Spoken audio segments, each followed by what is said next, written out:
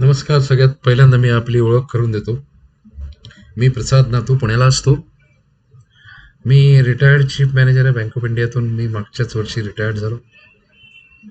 मी माझ्या 38 वर्षाच्या सेवेत जास्तीत जास्त म्हणजे 25-26 वर्ष जवळपास कर्ज विभागातच काम केलं. त्यामुळे मला अगदी प्रधानमंत्री रोजगार योजना म्हणजे PMRY किंवा अगदी मुद्रा योजनेपासून ते मोठमोठ्या कर्जदारांना म्हणजे अगदी 500 करोडपर्यंतच्या कर्जदारांना हाताळण्याचा अनुभव आहे. त्यांना काय काय लागतं याचा सगळा एक्सपिरियन्स आहे मला. आणि हे सगळं करताना मला एक गोष्ट लक्षात आली की मोठ्या लोकांसाठी, त्यांच्याकडे ज्यांच्याकडे पैसा आहे, मोठे उद्योग आहेत, त्यांच्यासाठी हे जे टेक्निकल नो हाऊ म्हणा किंवा ही माहिती आहे सगळी गोळा करणं हे सोपं असतं. कारण त्यांच्याकडे पैसा असतो. ते त्याच्यासाठी कन्सल्टंट हायर करू शकतात. त्यांना पैसा देऊन त्यांच्याकडनं सगळं काही करून घेऊ शकतात त्यांच्या प्लॅनिंगप्रमाणे. पण जो छोटा उद्योजक असतो, जसं एखादा म्हणजे मायक्रो स्मॉल म्हणजे अतिसूक्ष्म आणि सूक्ष्म किंवा लघु उद्योग, त्या अशा लोकांकडे एवढा पैसा नसतो आणि तेवढं मार्गदर्शन त्यांना मिळत नाही आणि त्या मार्गदर्शनाची खूप गरज असते. आणि म्हणून त्यासाठी एक माझ्यातर्फे एक छोटासा प्रयत्न म्हणून मी हे व्हिडिओज बनवणार आहे. अगदी याच्यात तुम्हाला उद्योगाची सुरुवात करण्यापासून ते बँकेत अप्रोच व्हायसाठी फाईल घेऊन कसं जायचं, त्याच्यामध्ये काय काय असलं पाहिजे, इथपर्यंतची सगळी माहिती मी तुम्हाला देणार आहे. हे 5-7 व्हिडिओ होतील. हे सगळे यूट्यूबवर मी टाकणार आहे. तुम्ही याला सबस्क्राईब करायला विसरू नका. लाईक करा आणि सबस्क्राईब करा, म्हणजे तुम्हाला याच्या पुढचे येणारे सगळे व्हिडिओ तुमच्याकडे अवेलेबल होऊ शकतील. तर सगळ्यात पहिल्यांदा आपण बघूया की एखादा उद्योग सुरू करायचा म्हणजे नेमकं काय लागतं. नोकरीचं कसं असतं, तुम्ही नोकरीत तुमची डिग्री मिळवली आणि नोकरीत जॉईन केलं की तिथल्या त्या नोकरीत कराव्या लागणाऱ्या कामाविषयी तुम्हाला खूप जास्त माहीत असलं तरी चालतं, नाही माहीत असलं तरी चालतं. कारण तिथे ऑन जॉब ट्रेनिंग असतं. म्हणजे तुम्ही करता करता तुम्हाला शिकवलं जातं आणि तुम्हाला एक नेमून दिलेलं काम संपलं की तुमची जबाबदारी संपली. पण उद्योग, आपला स्वतःचा व्यवसाय करताना असं नसतं. आपण एखाद्या उद्योगाचे मालक व्हायचं तर अगदी सुखासुखी आपण मालक होत नाही. तर व्यवसाय म्हणून व्यवसाय सुरू करण्यासाठी कुठल्या गोष्टी कमीत कमी बघायला हव्यात याची जाणीव करून देण्यासाठी मी हा व्हिडिओ बनवला आहे. तर सगळ्यात पहिल्यांदा आपण बघूया, कुठल्याही व्यवसायासाठी लागणाऱ्या मुख्य गोष्टी म्हणजे लँड अर्थात जमीन, लेबर म्हणजे कामगार, कॅपिटल म्हणजे भांडवल आणि एंटरप्रेन्युअर म्हणजे उद्योजक. आता याच्यातल्या 4 गोष्टींपैकी 2 गोष्टी तुमच्याकडे आहेत, कारण तुम्ही उद्योजक आहातच. तुम्ही उद्योग करायला तयार झाले नोकरीसाठी न जाता, याचा अर्थ तुमच्याकडे भांडवल आहे. तुम्हाला पाहिजे जमीन, कामगार आणि इतर साऱ्या गोष्टी. खरं तर हे सारं अर्थशास्त्रात लिहिलं आहे, पण सगळ्यात आधी तुम्हाला हे ठरवणं गरजेचं आहे की तुम्हाला कुठला व्यवसाय करायचा आहे. हे एकदा तुम्ही ठरवलं की जो व्यवसाय तुम्ही ठरवला आहे त्याबद्दल आणि त्या व्यवसायात संबंधात तुम्हाला पुढील गोष्टींची माहिती असणे आवश्यक आहे. तर सगळ्यात पहिल्यांदा बघूया आपण की तुम्ही व्यवसाय करायचं ठरवला तर तुमची जागा असली पाहिजे स्वतःची. तुमची जागा असेल तर ठीक आहे, स्वतःकडेच असेल तर पूर्वापार असलेली किंवा कोणाची. अन्यथा तुम्ही जागा विकत घेण्याचा विचार करत असाल तर तिथे जागेचे भाव काय आहेत हे जाणून घेणे गरजेचं आहे. नुसती जागा असून चालणार नाही, तुम्हाला तिथे शेडही बनवावं लागेल. म्हणून जर समजा तुमच्याकडे पैसा एवढा आहे की तुम्ही जागा विकत घेऊ शकता, तर शेड सकटच जागा मिळत असेल तर ते चांगलं आहे. जर समजा एवढा पैसा तुम्हाला गुंतवायचा नाहीये, कारण सुरुवातीला एवढी इन्व्हेस्टमेंट करण्यापेक्षा तुम्ही असा विचार करताय की नाही, आपण जागा विकत नाही घेऊया, आपण भाड्याने ही जागा घ्यावी. अशा वेळेस तुम्हाला सांगतो, नुसती जागा घेण्यापेक्षा जर समजा शेड असलेली जागा जर मिळाली तर ते बेटर असतं. कारण त्याच्यामुळे तुम्हाला शेड बांधण्याचा खर्च किंवा त्याला लागणारा जो वेळ आहे तो वाचतो. शेड सकट जागा तुम्ही घेतली, एकदा लीजवर घेतली, तर तुमच्याकडे एक तर भांडवल भरपूर असणार, कारण ते तुम्ही गुंतवलेलं नाही, त्यामुळे तुमच्याकडे भांडवलाची बचत होईल, त्या गोष्टीसाठी लागणार नाही. दुसरी गोष्ट, तुम्ही जर समजा मॅन्युफॅक्चरिंग करत असाल तर तुमचं उत्पादनाचं जे काम आहे, जी प्रक्रिया आहे, ती लगेच शेड घेतल्यावर तुम्ही मशिनरी आणण्यासाठी विचार करू शकता. नाही तर अन्यथा तुम्हाला जागा घेतली आहे, जागेवर शेड बांधलाय, म्हणजे याच्यात 6 महिने वर्षभराचा कालावधी निघून जातो. तोपर्यंत कदाचित बाजारातली बरीचशी गणितं बदलत असतात. तुम्ही ज्यावेळेस त्याचा सर्वे केलेला असतो त्यावेळेस तो उद्योग, ती ॲक्टिव्हिटी खूप परवडण्यासारखी असते किंवा खूप प्रॉफिटेबल असते, आणि नंतर मग काही सांगता येत नाही नसतं अर्थव्यवस्थेचं. त्यामुळे अशी जागा विकत घ्यायची असेल तर शेड सकट विकत घ्या, भाड्याने घ्यायची असेल तर शेड सकटच घ्या, ज्यामुळे तुम्हाला तुमची मॅन्युफॅक्चरिंग ॲक्टिव्हिटी जी आहे ती लवकरात लवकर सुरू करता येईल.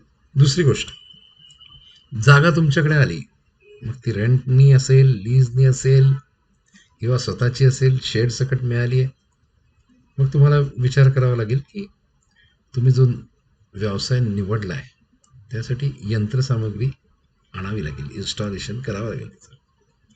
तर या यंत्रसामग्रीची किंमत किती आहे हे आधी बघावं लागेल. तिची उपलब्धता, तिची कपॅसिटी, तुम्ही जे प्लॅनिंग केलं असेल की इतकं इतकं प्रोडक्शन त्याच्यात झालं पाहिजे, तेवढी कपॅसिटी, इन्स्टॉल कपॅसिटी त्या मशिनरीची असली पाहिजे. ती ब्रँडेड आहे की लोकलच बनवून घ्यायची हे ठरवावं लागेल. शक्यतो नवीन मशिनरीची खरेदी करणं यासाठी फायद्याचे असते की ती रिपेअर्स अँड मेंटेनन्स हा खर्च सुरुवातीला काढत नाही, ब्रेकडाऊन होण्याचं प्रमाण कमी असतं. मशिनरी विक्रीचे स्थान आपल्या व्यवसायाच्या ठिकाणापासून जर जवळ असेल तर तुम्हाला सांगतो याचे फायदे काय आहे. एक तर तुम्हाला ट्रान्सपोर्टेशनचा खर्च कमी येतो. एखादा पार्ट जर लागला असेल तर मग त्याच्यासाठी एक तर तुम्ही मशिनरी जिथून विकत घेतात ती तुमच्या गावाच्या जवळपास असली उपलब्ध तर चांगलं आहे.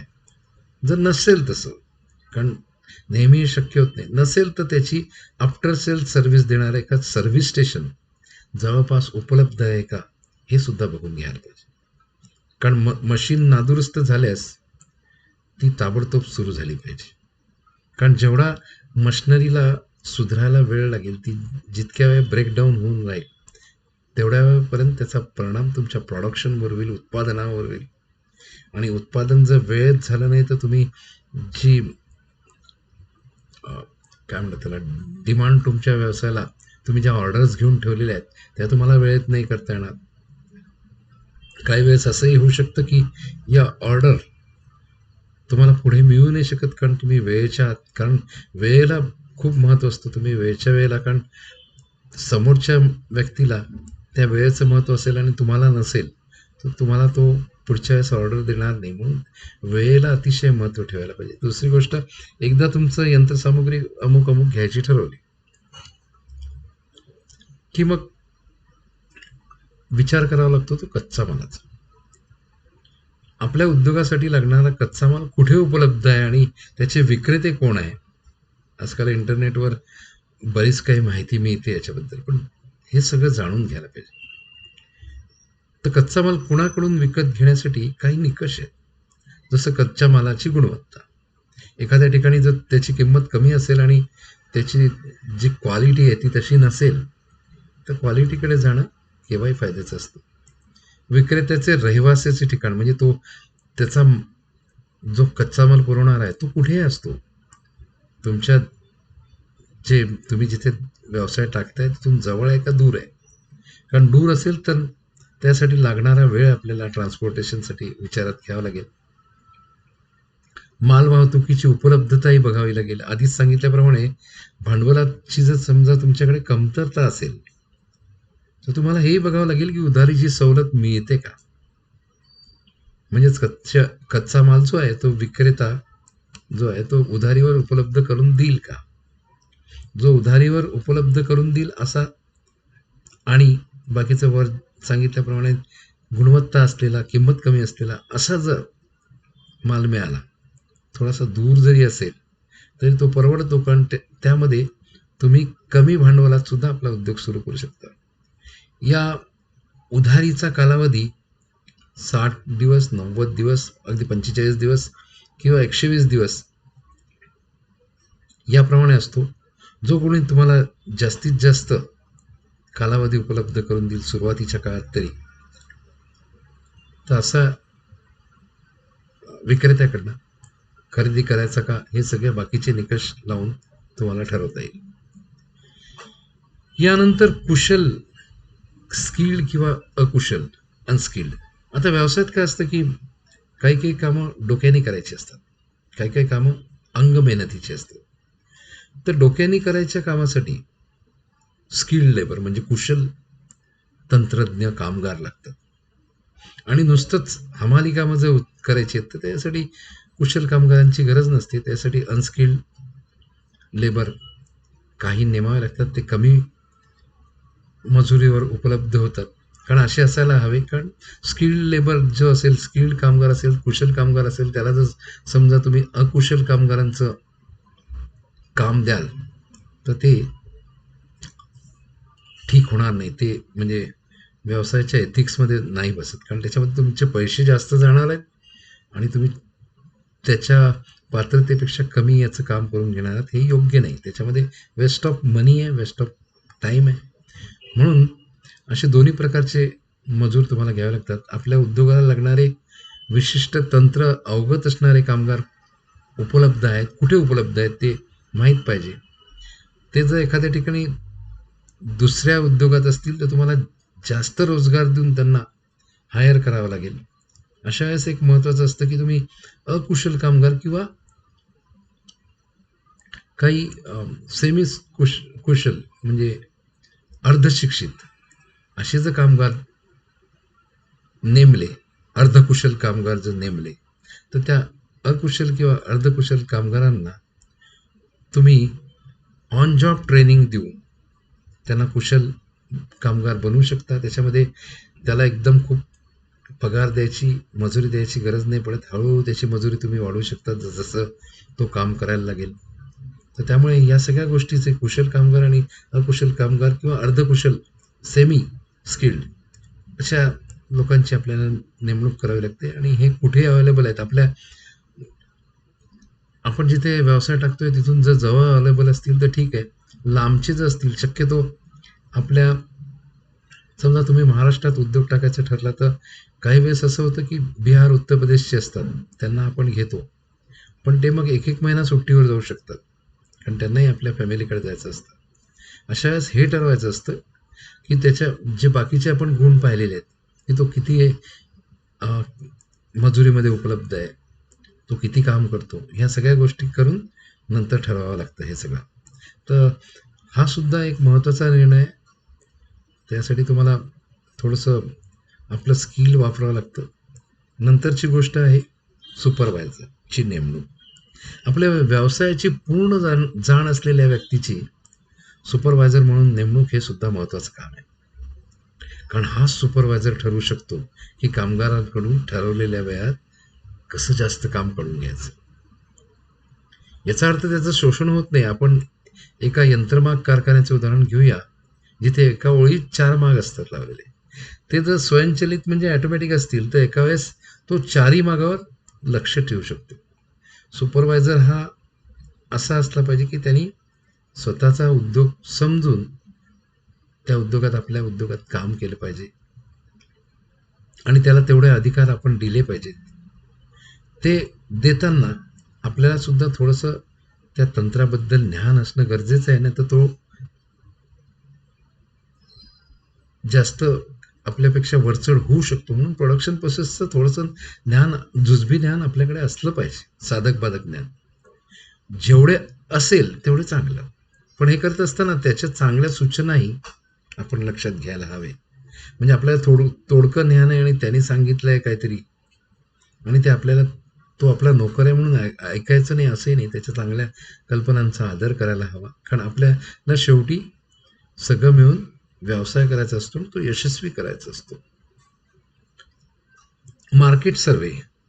तर एकदा तुमचं हे सगळं ठरवलं, कुठली मशिनरी घ्यायची, नंतर कामगार कुठे हे करायचे, त्याच्या आधी, सुरुवातच करायच्या आधी तुम्हाला मार्केट सर्वे करायचा असतो, की आपण कुठला प्रोडक्शन करणार आहोत, कुठली गोष्ट तयार करणार आहोत, त्या प्रॉडक्टला डिमांड कुठे आहे, ते कुठे विकलं जाईल, त्याला आपण जी ठरवू ती किंमत मिळेल का, तसा प्रॉडक्ट दुसरा कुठला बाजारात आहे का, जर असेल तर त्याची किंमत किती आहे, त्याचा दर्जा काय आहे आणि त्याची उपलब्धता किती आहे, त्याचा प्रतिस्पर्धी कोण आहे. एक मोठा जर कोणी उद्योग त्याचा प्रतिस्पर्धी असेल तर तुम्हाला थोडंसं काही वेळेस कमी किमतीवरही विकावं लागतं, सर्व्हिसेस जास्त चांगले द्यावे लागतात. तर त्यामुळे या सगळ्या त्याच्या उणीवा, आपला प्रतिस्पर्धीचा आहे त्याच्या उणीवा काय आहेत, कमजोरी काय आहेत, उणीवांचा आपल्याला कसा लाभ उठवता येईल, या गोष्टीचा अभ्यास करावा लागतो. तसेच आपले संभाव्य ग्राहक कोण असतील, त्यांच्या आवडीनिवडी काय आहेत, त्यांची पैसे खर्च करण्याची जी क्षमता आहे, पर्चेसिंग पॉवर, ती सुद्धा माहीत पाहिजे आपल्याला. म्हणजे आपण ज्या एरियात काम करणार आहोत तिथे या आपल्या मालाला, प्रॉडक्टला आपल्या गिराईक आहेत का, ते कुठल्या प्रकारचे आहेत, मध्यमवर्गीय आहेत, उच्च मध्यमवर्गीय आहेत वगैरे, असं या गोष्टीचं सुद्धा आपल्याकडनं सर्वे व्हायला पाहिजे. आणि जर समजा यामुळे काही प्रॉडक्टचं डिझायनिंग वेगळं करायचं असेल, प्रॉडक्टचं पॅकिंग जर वेगळं करायचं असेल, तर त्यासाठी आपल्याला ॲडिशनल जर समजा अतिरिक्त यंत्रसामुग्री लागेल असेल, तर त्याचं सुद्धा आपल्याला प्लॅनिंग करता येईल. म्हणून मार्केट सर्वे ही खूप गरजेचं आहे. म्हणजे मी जे सांगितलं, मशिनरी कुठली घ्यायची ती ठरवायचं, आपण घेतलेली नाही आहे. लेबर कुठे आहे आपण अजून घेतलेले नाही आहेत, पण आपण कुठे मिळत आहेत हे सगळं पाहतोय. त्याच वेळेस मार्केट सर्वे करूनही आपण बघायला हवं. नंतर काही उद्योग असे असतात की त्यांना मुबलक प्रमाणात पाणी लागतं. उदाहरणार्थ, तुम्ही जर एखादा याचा बिस्लेरी जे असतं, म्हणजे पाणी, पॅक्ड वॉटर, त्याचा जर बिझनेस करायचं ठरवलं, त्याचं मॅन्युफॅक्चरिंग करायचं ठरवलं, तर तुम्हाला जिथे पाणी जास्त आहे अशीच जागा निवडावी लागेल. हे जागा निवडतानाच हे सगळं करायचं आहे. तसंच मी म्हटलं त्याप्रमाणे शेड जर असेल, MIDC एरियात असेल, तर तिथे वीज म्हणजे विद्युत, इलेक्ट्रिसिटी अवेलेबल असतेच. पण तुम्हाला तुमची मशिनरी चालवायसाठी किती लोड हवा असणार आहे हे सुद्धा माहीत असलं पाहिजे. त्याप्रमाणे तुम्ही लोड इलेक्ट्रिसिटी बोर्डाकडनं मंजूर करून घ्यायला पाहिजे. तर वीज आणि पाण्याची उपलब्धता असली पाहिजे, कारण त्याच्याशिवाय उद्योग पुढे जाऊ शकत नाही. याच्यानंतर विविध लायसन्सेस असतात, परमिशन, अप्रुव्हल लागतं. तुम्ही निवड केलेली जागा जर MIDCची असेल तर तुम्हाला तेथील ग्रामपंचायत, नगरपालिका किंवा महानगरपालिका यांचे नवे उद्योग सुरू करण्याचे ना हरकत प्रमाणपत्र लागत नाही. लघुउद्योग जर असेल तर त्याची नोंदणी करावी लागेल, लघुउद्योग म्हणून उद्योग आधार करावा लागेल. तुम्ही ट्रेडर असाल तर तुम्हाला शॉप एस्टॅब्लिशमेंटचं प्रमाणपत्र लागेल. तुमचा उद्योग कशाचं उत्पादन करतो त्याप्रमाणे तुमचा जो उद्योग एखादा अन्नाच्या वस्तू म्हणजे फूड, त्याचा जर व्यवसाय करत असेल तर त्याप्रमाणे अन्न आणि औषध प्रशासनालय, याप्रमाणे तुम्हाला ते सगळ्या लायसन्सविषयी माहीत करून घ्यायला पाहिजे. आता काय होतं, तुम्ही जर प्रोप्रायटरशिप फर्म करायची ठरवली तर तुम्हाला त्यानुसार प्रमाणपत्र, प्रोप्रायटरशिप करायची ठरवली किंवा पार्टनरशिप करायची ठरवली तर त्याप्रमाणे तुम्हाला तुमचं रजिस्ट्रेशन करावं लागतं. पार्टनरशिप असेल तर पार्टनरशिप डीड करून घ्यावी लागते, ती रजिस्टर्ड नोंदणी करून घ्यावी लागते. कंपनी असेल तर त्याचंही रजिस्टर ऑफ कंपनीजमध्ये रजिस्ट्रेशन करून घ्यावं लागतं. तुमचा बिझनेस कसा आहे याप्रमाणे तुम्ही किती लोक घ्यायचे त्याच्यामध्ये. अगदी छोट्या प्रमाणावर करत असाल तर प्रोप्रायटरशिप चांगलं आहे. पार्टनरशिपमध्ये एक तुम्ही करू शकता की तुम्हाला जर समजा तुमच्याकडे भांडवल आहे आणि तुमच्याकडे त्याचं टेक्निकल नो हाऊ नाही आहे, तर अशा वेळेस तुम्ही एखादा टेक्निकल नो हाऊ असलेला एखादा पार्टनर करून घेतलात, त्याला सहभागी करून घेतलं, तर त्याच्या ज्ञानाचा फायदा घेऊन तुम्ही आपला बिझनेस वाढवू शकताय. मग अशा वेळेस सुपरवायझर वगैरे याच्यावर तुम्ही तेवढा फक्त लक्ष ठेवणारा असू शकतो तो. पण जर समजा तुमचा पार्टनर जर टेक्निकली साऊंड असेल, म्हणजे डिग्री असेल, डिप्लोमा असेल, किंवा तो स्वतः त्या उद्योगात असेल, तर त्याचा तुम्हाला निश्चितच फायदा होतो. म्हणून त्याप्रमाणे तुम्ही कुठल्या याच्यात म्हणजे पार्टनरशिप करायचं की कंपनी करायची की प्रोप्रायटरशिपमध्ये राहायचं हे ठरवू शकता. जास्त भांडवल लागत असेल तर पार्टनरशिप करू शकता, त्याच्यापेक्षा जास्त भांडवल लागत असेल तर तुम्ही कंपनी करू शकता. तर याप्रमाणे हे सुद्धा आधी ठरवणं गरजेचं आहे नवीन उद्योगाची सुरुवात करताना. त्यानंतर महत्त्वाचा असतो ऑफिस स्टाफ. आपल्याला सगळ्यांना जो व्यवसायाचे उत्पन्न आणि खर्च याचे सगळे हिशोब जो ठेवतो, त्यासाठी प्रशिक्षित स्टाफच असावा. आजकाल GST आहे, टॅक्सेशन आहेत वेगवेगळ्या प्रकारचे, तर या सगळ्या गोष्टींची माहिती असणारा स्टाफ खूप गरजेचा आहे. कारण हा स्टाफ जो आहे तुम्हाला सांगू शकतो की तुमचा कुठल्या याच्यात व्यतिरिक्त किंवा वायफळ खर्च होतोय, तुम्हाला उत्पन्नाचं कुठलं साधन वाढवायला पाहिजे, कशामुळे तुमचं उत्पन्न वाढू शकतं हे तो सांगू शकतो. कधी कधी प्रोप्रायटरशिप फर्म पेक्षा भागीदारीमध्ये उत्पादन प्रक्रियेचे ज्ञान असणारा किंवा अकाउंटचं ज्ञान असणारा, सेल्सचं ज्ञान असणारा असा जर पार्टनर असेल तर त्याचा व्यवसायात निश्चितपणे फायदा होतो. त्यामुळे हा जो ऑफिस स्टाफ हा सुद्धा तितकाच महत्त्वाचा आहे. होतं कसं आहे, मी एकंदर पाहिलं की ऑफिस स्टाफ जो आहे तो तेवढा त्याच्याकडे लक्ष दिलं जात नाही, तो प्रशिक्षित नसतो आणि सगळं काही चार्टर्ड अकाउंटंटवर सोडून चाललेलं असतं सगळं काम. चार्टर्ड अकाउंटंट करतात पण त्यांच्याकडे इतके काम असतात की त्यापेक्षा आपला जर समजा प्रशिक्षित माणूस असेल तर तो स्वतः करू शकतो. म्हणून आपला एखादा प्रशिक्षित माणूस अकाउंटन्सीचं चांगलं ज्ञान असलेला त्याला नेमायला पाहिजे आणि या बाजूकडे तुम्ही लक्ष द्यायला पाहिजे. कारण या बाजूकडे दुर्लक्ष झालेलं मला इतक्या वर्षाच्या 38 वर्षाच्या माझ्या अनुभवावरून लक्षात आलं. याच्यानंतर कुठलाही व्यवसाय करताना बँकेचं कर्ज घ्यायचं असेल किंवा नसेल, तुम्ही आपले टार्गेट्स आणि प्रोजेक्शन म्हणजे आपण उद्दिष्ट जी आहेत, मंथली असो, तिमाहीची असो, 6 महिन्याची असो, वार्षिक उद्दिष्ट असो, ती ठरवून घ्यायला पाहिजे. प्रत्येक महिन्याचे ठरवलेले उद्दिष्ट आणि ॲक्च्युअल्स याचा अभ्यास करायला पाहिजे. आपण कुठे चुकलोय, आपलं उत्पादन का नाही होऊ शकलं. जर समजा जास्त झालं असेल तर त्याप्रमाणे आपण रिवाइज टार्गेट करू शकतो. जर ठरल्याप्रमाणे उद्दिष्ट साध्य होत नसतील तर त्याची कारणं शोधायला हवीत. असं जर प्रत्येक मासिक, तिमाही, 6 महिन्याच्या वेळेस झालं तर तुम्हाला वार्षिक उद्दिष्ट साधता येतं. कारण तुम्ही त्याचा परामर्श करता, त्याच्यामध्ये सगळं यश अपयशाची किंवा काय झालंय, काय कुठे कमी पडलं, लॅकुना काय आहे, हे सगळं तुम्ही अभ्यास करू शकता. म्हणून हे वार्षिक उद्दिष्ट अचीव करायचे असतील तर मासिक उद्दिष्ट, तिमाही उद्दिष्ट आणि 6 महिने उद्दिष्ट तुम्ही ठरवली पाहिजेत आणि 3-3 महिन्यांनी, महिन्यानी मीटिंग घेऊन त्याप्रमाणे तुम्ही त्याचा आढावा घेतला पाहिजे. तुमची उद्दिष्ट शक्यतो तुम्हीच ठरवा. उद्दिष्ट ठरवताना महत्वाकांक्षी, अतिमहत्वाकांक्षी उद्दिष्टे न ठरवता वास्तविक म्हणजे रिअल तुम्ही जे करू शकाल अशीच उद्दिष्ट ठेवा. व्यवसायाच्या सुरुवातीला हे अतिशय आवश्यक आहे.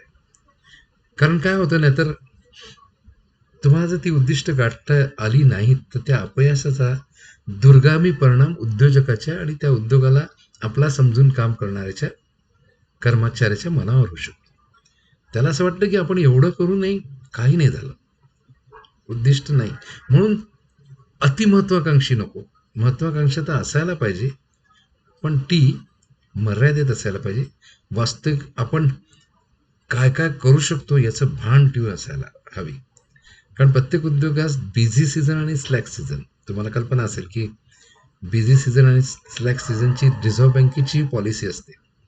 साधारणतः एप्रिल ते सप्टेंबर या कालावधीत स्लॅक सीझन असतो आणि ऑक्टोबर ते मार्च हा बिझी सीझन समजण्यात येतो. त्याप्रमाणे आपण आपली लक्ष ठरवली पाहिजेत. कारण स्लॅक सीझनमध्ये खूप महत्वाकांक्षी लक्ष ठेवून चालणार नाही. कधी कधी उद्योग खूप महत्वाकांक्षी उद्दिष्टे ठरवतात, यात अडचण काही नाही, पण ती साध्य व्हायला हवीत. आणि जर ती का साध्य झाली नाही, तर दरवेळेस अशीच साध्य झालीत तर दरवेळेस अशीच उद्दिष्टे ठरवली जातात आणि कधी कधी या महत्वाकांक्षी उद्दिष्टांपायी उद्योग कोलमडतो. म्हणून खूप जास्त महत्वाकांक्षी नको. सकारात्मक ऊर्जा निर्माण करणारी, म्हणजे जी साध्य होतील अशी उद्दिष्ट ठरवा. त्याच्यामुळे ज्याचा परिणाम असा होतो की नेहमीच ती सरपास होतात आणि हळूहळू अभ्यासाने माहीत होऊन जाते की वर्षाच्या कुठल्या तिमाहीत आणि मंथली किंवा मासिक, तिमाही आणि हाफ इयरली म्हणजे 6 महिने, हे याच्यासाठी पाहायचं की त्याच्यावरून तुम्हाला हे माहीत होतं की कुठल्या महिन्यात आपलं उद्दिष्ट साध्य नाही झालंय. मग त्याची कारणं तुम्ही शोधू शकता, किंवा कुठल्या क्वार्टरमध्ये, कुठल्या तिमाहीत नाही झालंय, कुठल्या 6 महिन्यात नाही झालंय, हे पाहून त्याप्रमाणे तुम्ही पुढे उद्दिष्ट ठरवू शकता. उद्दिष्ट म्हणजे काही काळ्या दगडावरची रेघ नाही, ती बदलता येतात, ती आपणच ठरवलेली असते. धन्यवाद. आज या व्हिडिओमध्ये इतकंच. याच्यानंतर आपण पुन्हा भेटूया पुढच्या व्हिडिओत, पण त्याआधी सबस्क्राईब करायला विसरू नका. धन्यवाद.